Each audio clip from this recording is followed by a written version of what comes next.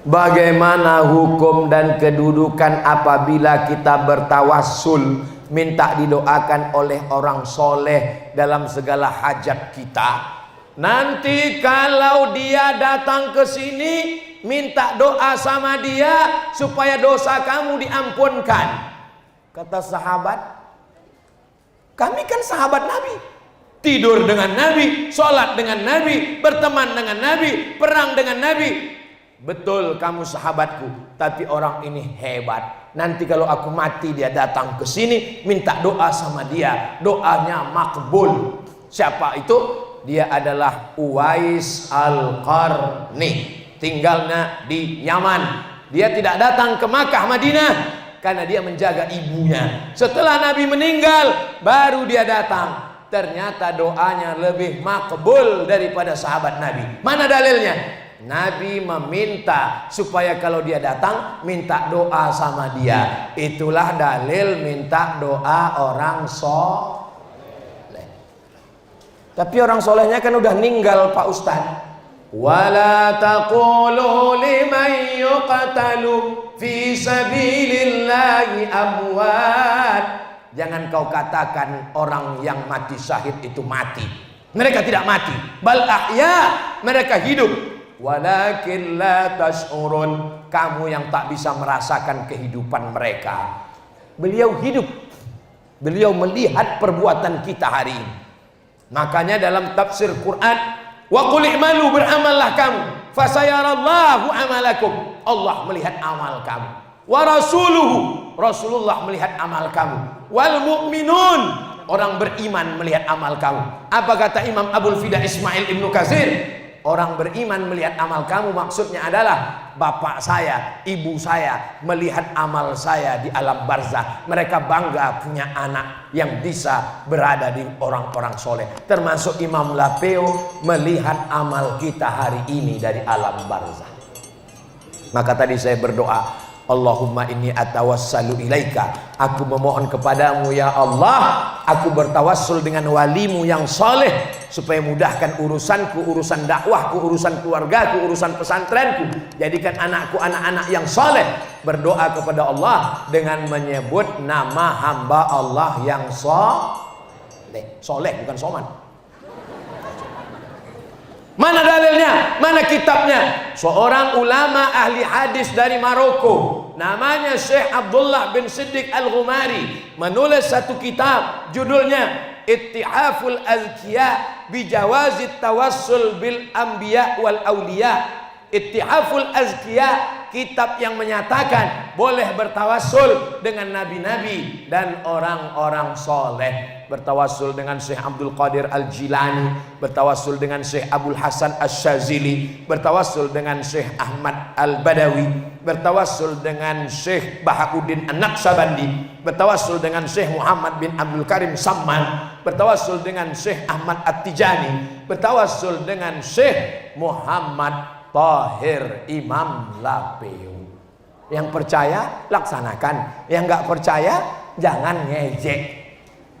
Yang yakin laksanakan, yang nggak yakin ini masalah tajribah, percobaan. Saya sudah mencoba dalam hidup saya bertawassul dengan orang-orang soleh, urusan saya banyak dimudahkan Allah Subhanahu wa ta'ala. Orang kalau terus ngejek Ustadz, ya saya terus menjawab sampai akhirnya dia capek. Bid'ah, bid'ah, bid'ah, bid'ah.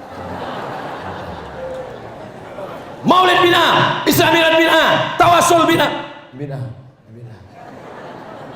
Saya gas terus. Assalamualaikum Ustaz, apakah ada doanya agar anak keturunan kita menjadi anak yang soleh dan solihah, istiqomah dalam kebaikan, agar bisa menjadi ulama seperti ulama Maha Guru Imam Lapeo? Terima kasih, wassalam Pak Ustaz. Saya kalau ketemu orang-orang hebat itu, saya tanya.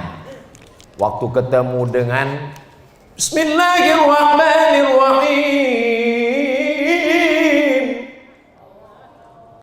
Kiai Haji Muammar Z.A. Agak mirip-mirip dikit kan? Di antara qori-qori internasional yang eksis dari zaman saya kecil sampai sekarang, banyak qori hilang. Tapi beliau ini termasuk eksis. Jadi saya tanya, apa amalannya Kiai? Jadi kalau ketemu ulama tuh saya bisik, apa amalannya Kiai? Banyak juga orang sekarang bisik ke saya, udah ngopi belum? Apa amalannya Kiai? Kata Kiai Muammar, ibu saya kalau habis sholat maghrib ke isya membacakan Al-Fatihah dan Yasin untuk anak-anaknya. Anaknya 9, Fatihah Yasin, Fatihah Yasin, Fatihah Yasin, Fatihah Yasin, bertawassul kepada Allah dengan surat Al-Fatihah dan surat Yasin.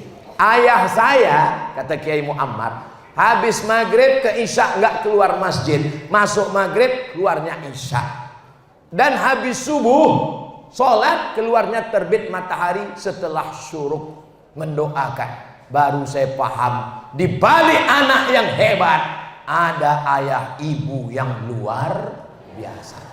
Ibu saya nggak pernah cerita, saya nggak pernah nanya. Tapi ketika dia tua, saya bawa pengajian kemana-mana, ngaji saya bawa ke Medan. Sampai di Medan kami nginap di hotel. Kata dia, kawanku mau datang. Terserah mak, mau datang ke kamar atau kita di lobi bawah. Di bawah aja lah, nggak enak di atas. Iyalah, di bawah. Saya biarkan mereka ngobrol, saya nguping. Apa yang diceritakan orang-orang tua? Temannya nanya, apa yang kau doakan anakmu? Kata mak saya menjawab, setiap malam ku bacakan anakku Al-Fatihah 100 kali. Saya dengar, terkejut saya. Dia nggak pernah cerita, dia nggak pernah bilang kau ku bacakan 100 kali, nggak pernah. Setelah dia meninggal, datang jamaah. Ustadz, tadi saya lewat di depan rumah almarhumah emak Ustadz. Loh, ibu tahu rumah emak saya? Oh, saya selalu datang ke sana. Kenapa nggak pernah ketemu? Pas Ustadz nggak ada. Karena saya nggak mau ngobrol sama Ustadz, saya ngobrolnya sama emak Ustadz. Apa aja cerita emak saya? Katanya anakku itu kalau dia tidur di kamar, aku zikir di depan pintunya pas dia tidur. Aku bacakan zikir la ilaha illallah antara 1000 sampai 3000 kali malam kalau dia sedang di rumah. Setelah meninggal baru saya tahu.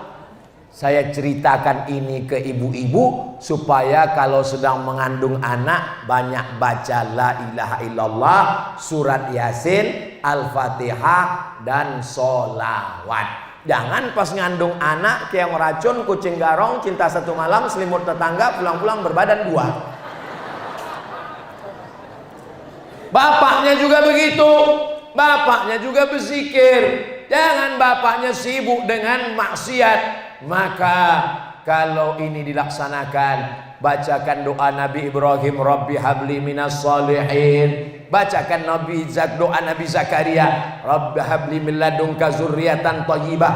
Saya nggak bisa bahasa Arab, nggak hafal doanya, pakai bahasa Indonesia. Ya Allah, jadikan anakku ini soleh, jangan seperti aku. Saya tidak soleh Pak Ustaz, tidak merasa soleh, tapi insya Allah kita soleh di hadapan Allah, insya Allah. Amin.